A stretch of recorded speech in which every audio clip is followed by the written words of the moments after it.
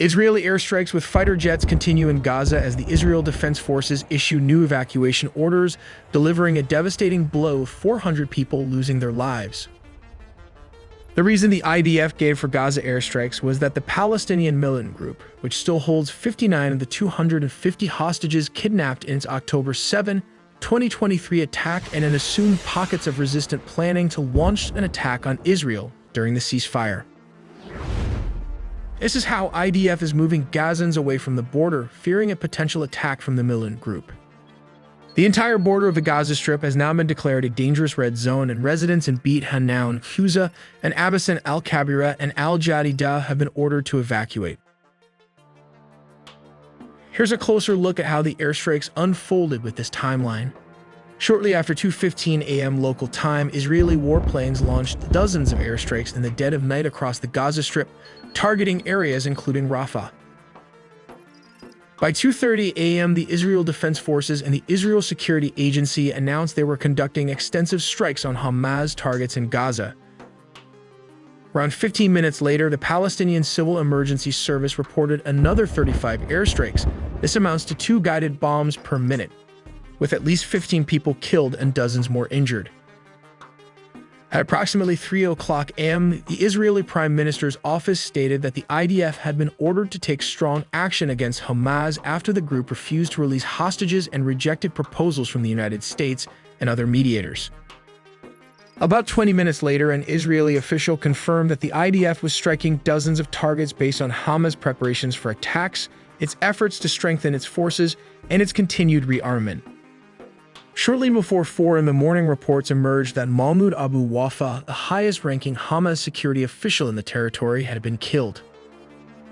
By 8 in the morning, the Hamas-run Gaza Health Ministry reported that the death toll from the overnight Israeli strikes had risen to at least 400. Let's dive into the basic timeline, how this war started without taking any sides, and the consequences that followed through it. It all started in October 7 massacre, but Palestinians says they were being oppressed for years of Israeli occupation, hence the justified attack. Hamas, the Iran-backed group controlling Gaza, launched a surprise attack on over 20 Israeli communities. The assault was strategically executed using a combination of rockets, paragliders, motorcycles, and other vehicles to penetrate Israel Defense Forces. This coordinated attack aimed to cause maximum disruption and casualties within a short period of time. The sudden escalation of violence also drew Hezbollah, the largest non-state actor in the Middle East, into the conflict from Lebanon. Let's dive into the details of how the attack on Israel happened into 4 simplified parts of the operations. Part 1. In the initial phase of the operation, the stage was set for a dramatic and intense start. At around 6:30 in the morning, a staggering 3,000 rockets was launched from Gaza. This onslaught featured a wide array of rockets, including the distinctive homemade Qassam and the potent Iranian-made Fajr rockets. The Iron Dome missile defense system sprang into action to counter almost 60% of the rockets, animated in our recent video. Simultaneously, the skies near the border crackled with powered hang gliders and motorized paragliders and infiltrated the border.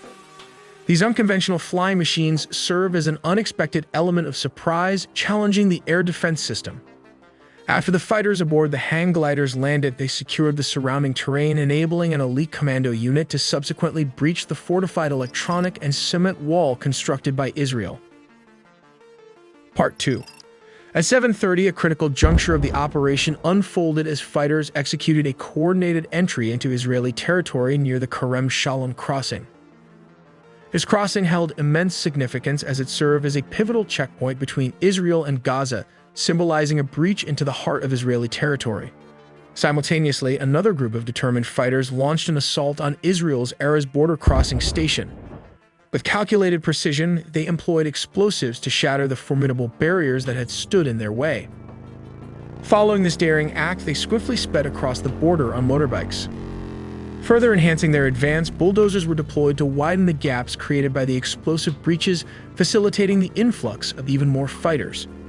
These additional reinforcements made their entry into Israeli territory aboard 4-wheel drives, steadily expanding their presence within the enemy's borders. The stage was set for a multifaceted and meticulously coordinated operation as they continued their mission deep within Israeli territory. Part 3.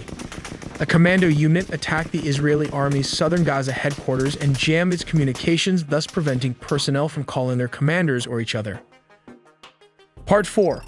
The final part involved moving hostages to Gaza, mostly achieved early in the attack meant for a prisoner exchange.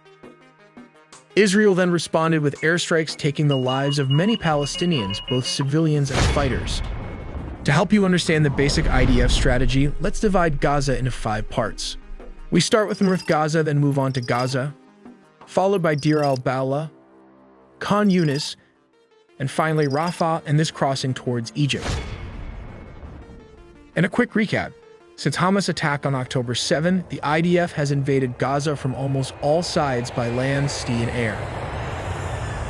Firstly, invading Gaza from the north and progressing to central Gaza, while instructing Gazans to move to the south. There are various crossings that the IDF controls, mainly the Kerem Shalom, and Hamas controls Rafah. This is probably one of the last major crossings the IDF wants to clear and control, since the rockets were fired from Rafah at its soldiers near the Kerem Shalom crossing. But now here is the catch. Remember IDF instruction to move to the south. Gazans are now instructed to move to humanitarian zones towards the north. Iran for the first time started attacking Israel. Part 1. Israel launched an attack on the Iranian Damascus embassy in Syria, taking out a couple of Iranian generals. Part 2.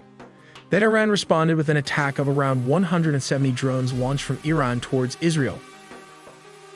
An hour later, UAVs were joined by over 30 cruise missiles capable of reaching Israel in just over an hour.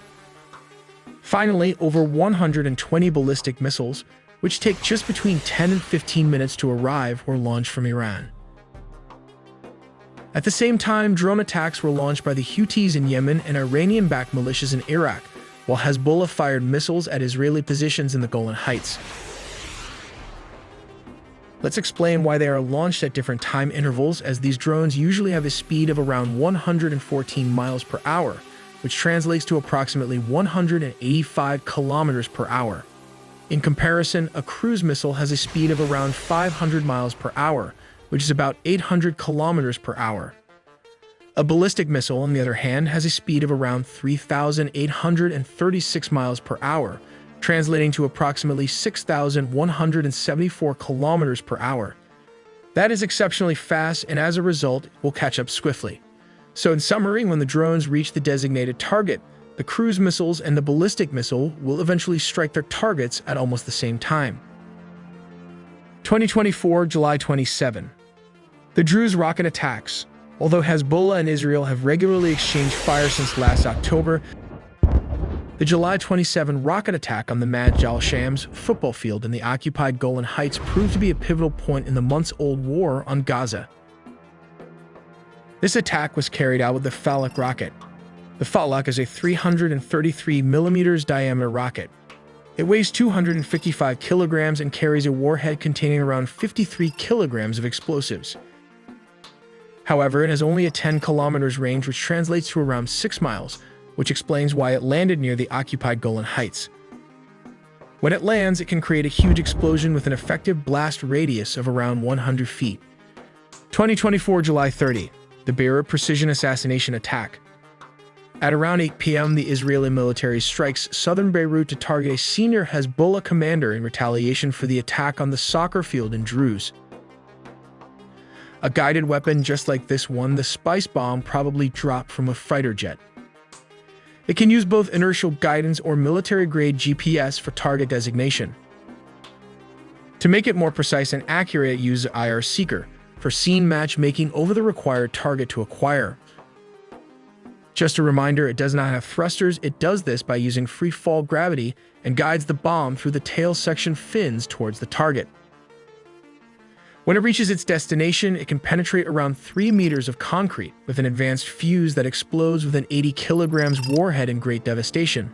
This created a chain reactions of assassinations, starting from Ismail Haniyeh, the political leader of Hamas. He was assassinated by an explosive device covertly smuggled into the Tehran guest house where he was staying. This account is according to 7 Middle Eastern officials, including 2 Iranians and an American official. It's important to note that this is one of the most heavily guarded areas in Iran, under the protection of the Iranian Revolutionary Guard. Here's how it might have worked. The agents, as suggested, placed the bomb in all 3 rooms 2 months ago. Then, when the time was right, it returned to the desired area near the mountain and activated the explosive from a safe distance by hitting the switch, taking out Haniya and his bodyguard, along with the destruction of this part of the room. Israel hacked into several commanders' phones and communication systems. When the commanders realized they had been hacked, they began switching to older technologies such as pagers and walkie-talkies. This is how it happened. 5 months before the pagers and walkie-talkie explosion, a shell company, which was probably Mossad, called BAC Consulting in Hungary, bought the licensing rights from a Taiwanese company named Gold Apollo. Unconfirmed reports suggest that the company shipped the products, and at some point along the supply chain, explosives were planted along the way. The products were then shipped back to Hezbollah. To help you understand better, let's simplify the shipping routes. Hezbollah ordered the pagers from Hungary, which was probably Mossad, but the products were allegedly sourced from Taiwan and allegedly made by the Israeli. Afterward, they were reshipped to Lebanon from Hungary, and that's how they hack or cut off communication. On September 20, 2024, Hezbollah commander Ibrahim Akil was also assassinated by a bunker buster bomb that took out the entire building block while he was having a meeting in the ground floor. This is how Hezbollah responded to Israel after the sophisticated pager and walkie-talkie explosions which occurred across Lebanon. They retaliated by launching guided missiles for the first time. The 3 strikes were carried out using Fadi-1 and Fadi-2 missiles as well as Khuza'a rockets. The first 2 strikes, targeting the Ramat David base, were in response to intense Israeli airstrikes on southern Lebanon. The third strike, which targeted a military technology company, Rafale Advanced System, which makes the Spike missile animated in our recent video. Additionally, Hezbollah launched over 100 rockets early Sunday across northern Israel, with some landing near the city of Haifa. What sets these missiles apart from other Hezbollah rockets is that they are not unguided dumb rockets but are equipped with a guidance system. They may utilize inertial guidance systems, replacing the old midsection with a new navigation system. This technology, although quite old, is still effective because it cannot be jammed by radio waves, similar to the technology used in the Iranian Shahed drones used in Ukraine. On the 27th of September 2024, the IDF finally dealt a heavy blow to Hezbollah by launching airstrikes against its founder Hassan Nasrallah. This is Dahiyya, a neighborhood near Beirut known for being a focal point during Israeli airstrikes. One of the key landmarks here is the Hezbollah headquarters. What makes this building particularly noteworthy is its underground basement, which is rumored to contain a network of tunnels. These tunnels are believed to serve as emergency escape routes, adding to the site's strategic importance. Hassan Nasrallah, a high-value asset, has been in hiding for the last 4 years. The IDF was able to pinpoint the date, event, and location of a 6-storied multi-building complex where he was believed to be present. However, there were reports that an undercover agent, possibly Iranian, informed Israeli officials about Nasrallah's arrival in a car. He reportedly arrived at Hezbollah's underground headquarters in the southern suburbs of Beirut for a meeting with several leaders. The tip-off was allegedly received by Israeli officials on the afternoon of Saturday, September 27th. A fighter jet was expected to target and illuminate the building using its laser targeting pod, focusing on one of the specific buildings. Subsequently, a dozen of F-15 jets dropped not 1 but 80 bombs of various types. The tip of the spear would have been the bunker buster bomb that can penetrate through this 6-story building, leveling all 6 structures to the ground and in the process eliminating Hassan Nasrallah in the action. To avenge Hassan Nasrallah assassination, Iran launched around 180 missiles, both hypersonic and ballistic weapons. These missiles traveled more than 1,000 miles from this valley to reach Israel's most populated city and military sites. Iranian ballistic missiles strikes focus on key Israeli military sites such as Nevatim Air Base near Beersheba and Tel Nof Air Base, both of which house the billion-dollar Israeli F-35 fighter jets and other high-value assets. Additional targets included the Hatzerim Air Base in the Negev Desert and the Mossad headquarters in Tel Aviv. We make original videos from scratch, so please do subscribe and hit the notification bell for more videos.